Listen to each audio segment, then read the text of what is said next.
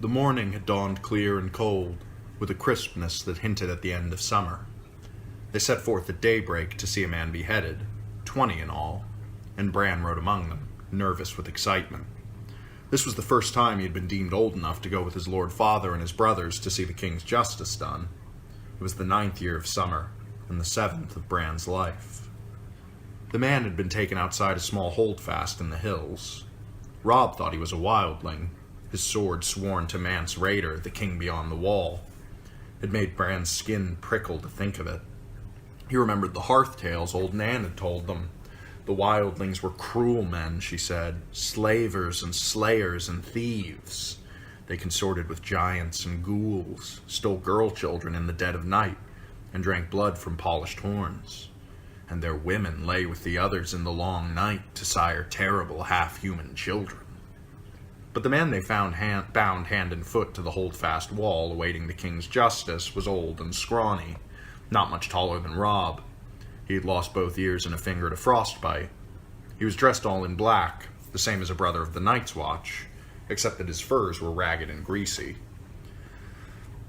The breath of man and horse mingled, steaming in the cold morning air as his lord father had the man cut down from the wall and dragged before them. Robb and Jon sat tall and still on their horses, with Bran between them on his pony, trying to seem older than 7, trying to pretend that he'd seen all this before.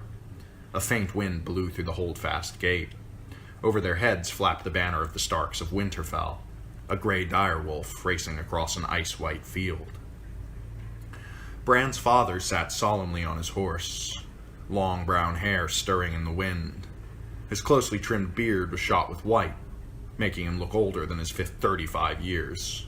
He had a grim cast to his gray eyes this day, and he seemed not at all the man who would sit before the fire in the evening and talk softly of the age of heroes and the children of the forest. He had taken off father's face, Bran thought, and donned the face of Lord Stark of Winterfell. There were questions asked and answers given there in the chill of morning, but afterward Bran could not recall much of what had been said. Finally, his lord father gave a command, and 2 of his guardsmen dragged the ragged man down to the ironwood stump in the center of the square. They forced his head down onto the hard black wood. Lord Eddard Stark dismounted, and his ward Theon Greyjoy brought forth the sword. Ice, that sword was called. It was as wide across as a man's hand, and taller even than Robb. The blade was Valyrian steel, spell-forged, and dark as smoke. Nothing held an edge like Valyrian steel. His father peeled off his gloves and handed them to Jory Cassell, the captain of his household guard. He took hold of Ice with both hands and said, "In the name of Robert of the House Baratheon, the first of his name, King of the Andals and the Rhoynar and the First Men, Lord of the 7 Kingdoms and Protector of the Realm, by the word of Eddard of the House Stark, Lord of Winterfell and Warden of the North, I do sentence you to die." He lifted the greatsword high above his head. Bran's bastard brother Jon Snow moved closer. "Keep the pony well in hand," he whispered, "and don't look away. Father will know if you do." Bran kept his pony well in hand, and did not look away. His father took off the man's head with a single sure stroke. Blood sprayed out across the snow, as red as summer wine. One of the horses reared and had to be restrained to keep from bolting. Bran could not take his eyes off the blood. The snows around the stump drank it eagerly, reddening as he watched. The head bounced off a thick root and rolled. It came up near Greyjoy's feet. Theon was a lean, dark youth of 19 who found everything amusing. He laughed, put his boot on the head, and kicked it away. "Ass," Jon muttered, low enough so Greyjoy did not hear. He put a hand on Bran's shoulder, and Bran looked over at his bastard brother. "You did well," Jon told him solemnly. Jon was 14, an old hand at justice. It seemed colder on the long ride back to Winterfell, though the wind had died by then and the sun was higher in the sky. Bran rode with his brothers, well ahead of the main party, his pony struggling hard to keep up with their horses. "The deserter died bravely," Robb said. He was big and broad and growing every day, with his mother's coloring, the fair skin, red-brown hair, and blue eyes of the Tullys of Riverrun. He had courage, at the least. No, Jon Snow said quietly. It was not courage. This one was dead of fear. You could see it in his eyes, Stark. Jon's eyes were a gray so dark they seemed almost black, but there was little they did not see. He was of an age with Robb, but they did not look alike. Jon was slender where Robb was muscular, dark where Robb was fair, graceful and quick where his half-brother was strong and fast. Robb was not impressed. The others take his eyes, he swore. He died well. Race you to the bridge? Done, Jon said, kicking his horse forward. Robb cursed and followed, and they galloped off down the trail, Robb laughing and hooting, Jon silent and intent. The hooves of their horses kicked up showers of snow as they went. Bran did not try to follow. His pony could not keep up. He had seen the ragged man's eyes, and he was thinking of them now. After a while, the sound of Robb's laughter receded, and the woods grew silent again. So deep in thought was he that he never heard the rest of the party until his father moved up to ride beside him. "Are you well, Bran?" he asked, not unkindly. "Yes, father," Bran told him. He looked up. Wrapped in his furs and leathers, mounted on his great war horse, his lord father loomed over him like a giant. "Robb says the man died bravely, but Jon says he was afraid." "What do you think?" his father asked. Bran thought about it. "Can a man still be brave if he's afraid?" "That is the only time a man can be brave," his father told him. "Do you understand why I did it?" "He was a wildling," Bran said. "They carry off women and sell them to the others." His lord father smiled.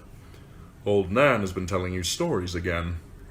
In truth, the man was an oath-breaker, a deserter from the Night's Watch. No man is more dangerous. The deserter knows his life is forfeit if he is taken, so he will not flinch from any crime, no matter how vile. But you mistake me. The question was not why the man had to die, but why I must do it." Bran had no answer for that. "King Robert has a headsman," he said uncertainly. "He does," his father admitted, "as did the Targaryen kings before him. Yet our way is the older way. The blood of the first men still flows in the veins of the Starks, and we hold to the belief that a man who passes the sentence should swing the sword. If you would take a man's life, you owe it to him to look into his eyes and hear his final words. If you cannot do that, then perhaps the man does not deserve to die. One day, Bran, you will be Robb's bannerman, holding a keep of your own for your brother and your king, and justice will fall to you. When that day comes, you must take no pleasure in the task, but neither must you look away. A ruler who hides behind paid executioners soon forgets what death is." That was when Jon reappeared on the crest of the hill before them. He waved and shouted down at them, "Father! Bran! Come quickly! See what Robb has found!" Then he was gone again. Jory rode up beside them. "Trouble, my lord?" "Beyond a doubt," his lord father said. "Come, let us see what mischief my sons have rooted out now." He sent his horse into a trot. Jory and Bran and the rest came after. They found Robb on the riverbank north of the bridge, with Jon still mounted beside him. The late summer snows had been heavy this moon turn. Robb stood knee-deep in white, his hood pulled back so the sun shone in his hair. He was cradling something in his arm, while the other boys talked in hushed, excited voices. The riders picked their way carefully through the drifts, groping for solid footing on the hidden, uneven ground. Jory Cassell and Theon Greyjoy were the first to reach the boys. Greyjoy was laughing and joking as he rode. Bran heard the breath go out of him. "Gods!" he exclaimed, struggling to keep control of his horse as he reached for his sword. Jory's sword was already out. "Robb, get away from me!" he called as his horse reared under him. Robb grinned and looked up from the bundle in his arms. "She can't hurt you," he said. "She's dead, Jory." Bran was afire with curiosity by then. He would have spurred the pony faster, but his father made them dismount beside the bridge and approach on foot. Bran jumped off and ran. By then, Jon, Jory, and Theon Greyjoy had all dismounted as well. "What in the seven hells is it?" Greyjoy was saying. A wolf, Robb told him. A freak, Greyjoy said. Look at the size of it. Bran's heart was thumping in his chest as he pushed through a waist-high drift to his brother's side. Half buried in blood-stained snow, a huge, dark shape slumped in death. Ice had formed in its shaggy gray fur, and the faint smell of corruption clung to it like a woman's perfume. Bran glimpsed blind eyes crawling with maggots, a wide mouth full of yellowed teeth, but it was the size of it that made him gasp. It was bigger than his pony, twice the size of the largest hound in his father's kennel. It's no freak, Jon said calmly. That's a direwolf. They grow larger than the other kind. Theon Greyjoy said, There's not been a direwolf sighted south of the Wall in 200 years. I see one now, Jon replied. Bran tore his eyes away from the monster. That was when he noticed the bundle in Robb's arms. He gave a cry of delight and moved closer. The pup was a tiny ball of gray-black fur, its eyes still closed. It nuzzled blindly against Robb's chest as he cradled it, searching for milk among his leathers, making a sad little whimpery sound. Bran reached out hesitantly. Go on, Robb told him. You can touch him. Bran gave the pup a quick nervous stroke, then turned as Jon said, Here you go. His half-brother put a second pup into his arms. There are 5 of them. Bran sat down in the snow and hugged the wolf pup to his face. Its fur was soft and warm against his cheek. Direwolves loose in the realm after so many years, muttered Hullen, the master of horse. I like it not. It is a sign, Jory said. Father frowned. This is only a dead animal, Jory, he said, yet he seemed troubled. Snow crunched under his boots as he moved around the body. Do we know what killed her? There's something in the throat, Robb told him, proud to have found the answer before his father even asked. There, just under the jaw. His father knelt and groped under the beast's head with his hand. He gave a yank and held it up for all to see. A foot of shattered antler, tines snapped off, all wet with blood. A sudden silence descended over the party. The men looked at the antler uneasily, and no one dared to speak. Even Bran could sense their fear, though he did not understand. His father tossed the antler to the side and cleansed his hands in the snow. I'm surprised she lived long enough to whelp, he said. His voice broke the spell. Maybe she didn't, Jory said. I've heard tales. Maybe the bitch was already dead when the pups came. Born with the dead, another man put in. Worse luck. No matter, said Hullen. They be dead soon enough, too. Bran gave a wordless cry of dismay. The sooner the better, Theon Greyjoy agreed. He drew his sword. Give the beast here, Bran. The little thing squirmed against him, as if it heard and understood. No! Bran cried out fiercely. It's mine! Put away your sword, Greyjoy, Robb said. For a moment, he sounded as commanding as their father, like the lord he would someday be.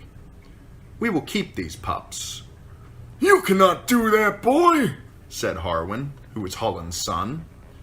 It'd be a mercy to kill them, Hullen said. Bran looked to his lord father for rescue, but got only a frown, a furrowed brow. Hullen speaks truly, son. Better a swift death than a hard one from cold and starvation. No! He could feel tears welling in his eyes, and he looked away. He did not want to cry in front of his father. Robb resisted stubbornly. Sir Roderick's red bitch whelped again last week, he said. It was a small litter, only 2 live pups. She'll have milk enough. She'll rip them apart when they try to nurse. Lord Stark, Jon said. It was strange to hear him call father that, so formal. Bran looked at him with desperate hope. There are 5 pups, he told father. 3 male, 2 female. What of it, Jon? You have 5 true-born children, Jon said. 3 sons, 2 daughters. The direwolf is the sigil of your house. Your children were meant to have these pups, my lord. Bran saw his father's face change. Saw the other men exchange glances. He loved Jon with all his heart at that moment. Even at 7, Bran understood what his father had done. The count had come right only because Jon had omitted himself. He had included the girls, included even Rickon, the baby, but not the bastard who wore the surname Snow, the name that custom decreed be given to all those in the north unlucky enough to be born with no name of their own. Their father understood as well. You want no pup for yourself, Jon? He asked softly. The direwolf graces the banners of House Stark, Jon pointed out. I am no Stark, father. Their Lord Father regarded Jon thoughtfully. Robb rushed into the silence he left. I will nurse him myself, father, he promised. I will soak a towel with warm milk and give him suck from that. Me too, Bran echoed. The Lord weighed his sons long and carefully with his eyes. Easy to say and harder to do. I will not have you wasting the servants' time with this. If you want these pups, you will feed them yourselves. Is that understood? Bran nodded eagerly. The pup squirmed in his grasp, licked at his face with a warm tongue. You must train them as well, their father said. You must train them. The kennel master will have nothing to do with these monsters, I promise you that. And the gods help you if you neglect them, or brutalize them, or train them badly. These are not dogs to beg for treats and slink off at a kick. A direwolf will rip a man's arm off his shoulders as easily as a dog will kill a rat. Are you sure you want this? Yes, father, Bran said. Yes, Robb agreed. The pups may die anyway, despite all you do. They won't die, Robb said. We won't let them die. Keep them, then. Jory, Desmond, gather up the other pups. It's time we were back to Winterfell. It was not until they were mounted and on their way that Bran allowed himself to taste the sweet air of victory. By then, his pup was snuggled inside his leathers, warm against him, safe for the long ride home. Bran was wondering what to name him. Halfway across the bridge, Jon pulled up suddenly. What is it, Jon? Their Lord Father asked. Can't you hear it? Bran could hear the wind in the trees, the clatter of their hooves on the ironwood planks, the whimpering of his hungry pup, but Jon was listening to something else. There, Jon said. He swung his horse around and galloped back across the bridge. They watched him dismount where the direwolf lay dead in the snow, watched him kneel. A moment later, he was riding back to them, smiling. He must have crawled away from the others, Jon said. Or been driven away, their father said, looking at the sixth pup. His fur was white, where the rest of the litter was gray. His eyes were as red as the blood of the ragged man who had died that morning. Bran thought it curious that this pup alone would have opened his eyes while the others were still blind. An albino, Theon Greyjoy said with wry amusement. This one will die even faster than the others. Jon Snow gave his father's ward a long, chilling look. I think not, Greyjoy, he said. This one belongs to me.